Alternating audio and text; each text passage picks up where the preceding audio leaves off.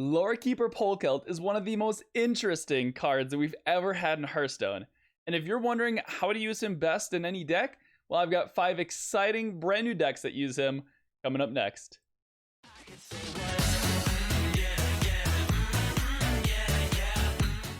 Alright, so the first exciting new deck that I have for you that uses LOREKEEPER POLKELT is going to be a Quest Warlock. Now this deck is really fun if you like OTK kind of decks, or if you're just like bursting down somebody from a lot of health, because the deck is kind of a combo centered deck built around Malagos, Dragon Queen Alexstrasza, and Alexstrasza, the big 3 dragons. So what we want to do with this deck is to be tapping as much as possible, even use a plot twist, complete our quest ASAP, and then when our quest is completed, we play LOREKEEPER POLKELT, reordering our deck to put all of our dragons on top, and then we can tap into our Malagos and Alexstrasza and Dragon Queen Alexstrasza to get them for free. Now, assuming that you haven't drawn either one of these 3 by the time that you play Polkelt, you could actually get 2 out of those 3 for free. So you play Polkelt for 4 mana, and then for 2 mana you tap into one of them. The next turn you'll draw into one of them just naturally, and then you can tap into another one for free. Now, one tricky thing you can do with this deck as well, which kind of raises the skill cap to this deck, is if you Polkelt, it reorders your deck, but if you draw your Malagos or your Alexstrasza, what if you don't have any more burn in hand? Like, what if you have to use it against an opponent for removal?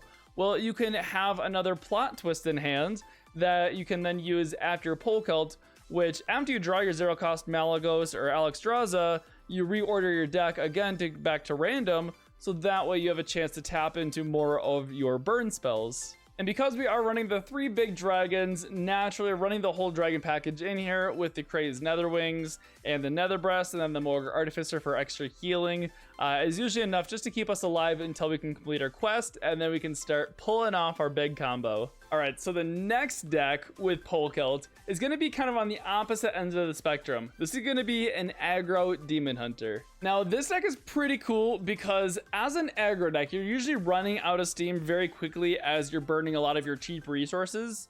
So what you can do with Polkelt in this deck is you can play him, and then you're guaranteed to top deck that Skull of Gul'dan, which if you have 6 mana, you can then play right away, which then draws your very expensive late game finishers, like your other Glaive-Bound Adepts, or even your Kayn to get through a taunt, and finding your good 2 and 3 cost minions for that final push. Even if we don't draw our LOREKEEPER Polkelt or Skull of Gul'dans, we still have ways of refreshing our hand with the new Voracious Reader as well. But yeah, if you guys like super fast decks that can close out games quickly, then this could be a wonderful deck for you to use the LOREKEEPER Polkelt in. Okay, so this next deck is going to be one of the weirdest decks that I think I've seen yet. And yes, it does use the new LOREKEEPER Polkelt as well. So some of you guys may have seen this deck on ladder. Maybe some of you guys have faced it already. But this is going to be like a new Illusion Mage or Turtle Mage or Shutterbox Mage, whatever you want to call it.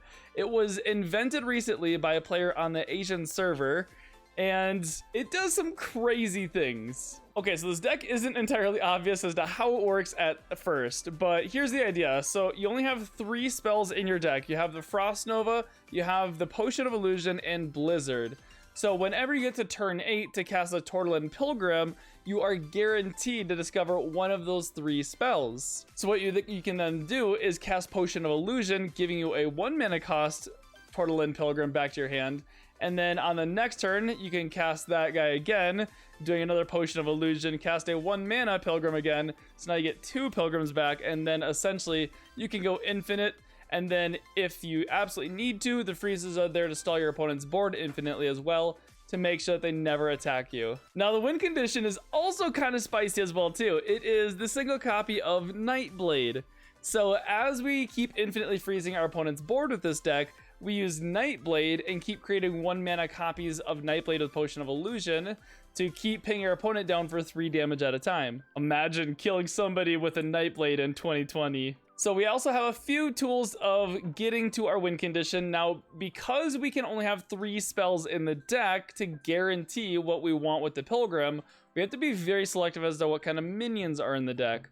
So to help out with our game plan, we have the Sphere of Sapience, which helps us to, whenever we were about to top deck one of our spells, we can put it back down into the bottom of our deck to guarantee it's in our deck for the Pilgrim. But there's a lot of other tech cards. Because we're running only minions primarily, we can run a lot of these tech cards like the Swamp Oozes, the Doomsayers, the Depth Charges, the Broomsticks for rush, and then a lot of taunts like Bone Wraith and Kartet Defender to help get us there as well. And because the deck is so focused around the Pilgrim to get your combo going, that's why the Lorekeeper Polkelt is such a crucial ingredient to this recipe. Once we make it to turn 8 with this deck, ideally we want to start popping off with our Pilgrim already.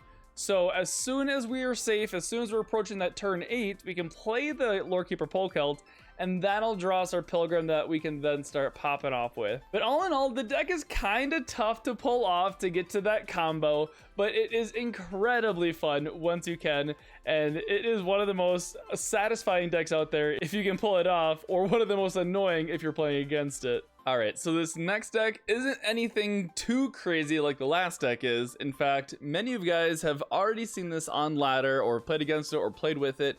It is a Highlander Hunter. So the reason why Lorekeeper Polkelt works just so well in this deck is because in Highlander Hunter, you just want to be playing your really good stuff on curve.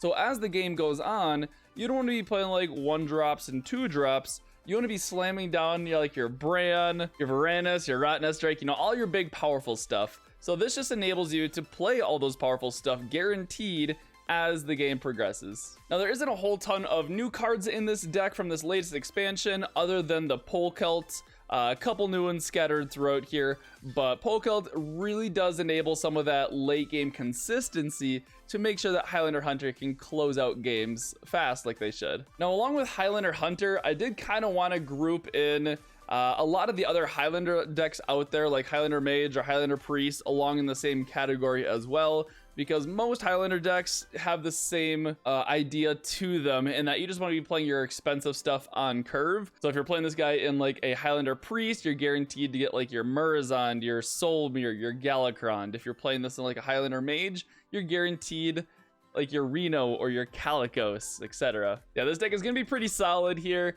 I mean, Highlander Hunter is already consistent enough already, and Polkelt just gives it even more of that consistent late game. All right, and the last, but definitely not least, deck that I have for you guys with Polkelt is going to be a Malagos Rogue. Now, this combo is really cool. I mean, hey, any combo that you get to use Malagos is really cool, right? So how I use Polkelt in this combo is we want to play Malagos and then shuffle a bunch of Malagoses into our deck with Togwaggle's Scheme. So we can do this on turn 10 for 10 mana. Otherwise, if we happen to get our Malagos discounted through like a Galakrond or a Togwaggle's Wand, we can play it even sooner. But once we shuffle a ton of Malagoses into our deck, we want to then play Polkelt, so that way all of those Malagoses are then on top, and then play our other Galakrond or Togwaggle's Wand to draw all the next 3 or 4 of them for free or discounted down to 1. And then in that same turn or next turn, then you can play all of those Malagoses with like a Sinister Strike or Eviscerate, and bada boom, bada bang,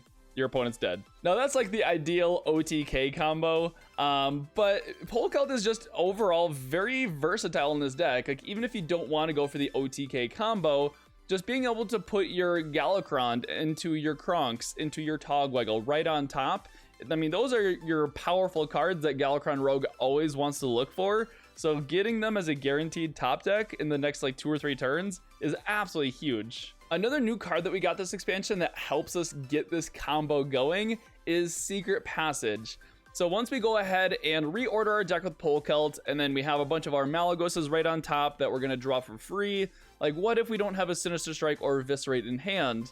Well, that's where Secret Passage comes into play, because then once we get our Malagoses on the board, then we can shuffle our hand back into our deck and then redraw 5 cards, hoping to get like a Sinister Strike or Eviscerate to polish off our opponents. Yeah, this deck is incredibly fun, and it can actually win even without having to use the Polkelt or even without having to use the Malagos combo, but it's nice to have that Malagos combo available to them as well for when they're playing against like Priest, when they want to do like a bunch of burst damage. Well, that about wraps up my top 5 Lorekeeper Polkelt decks for you guys. Thank you so much for watching, and let me know which one of these decks was your favorite down below in the comment section, or let me know what other decks you guys have been crafting with Lorekeeper Polkelt. I'll see you guys in the next video.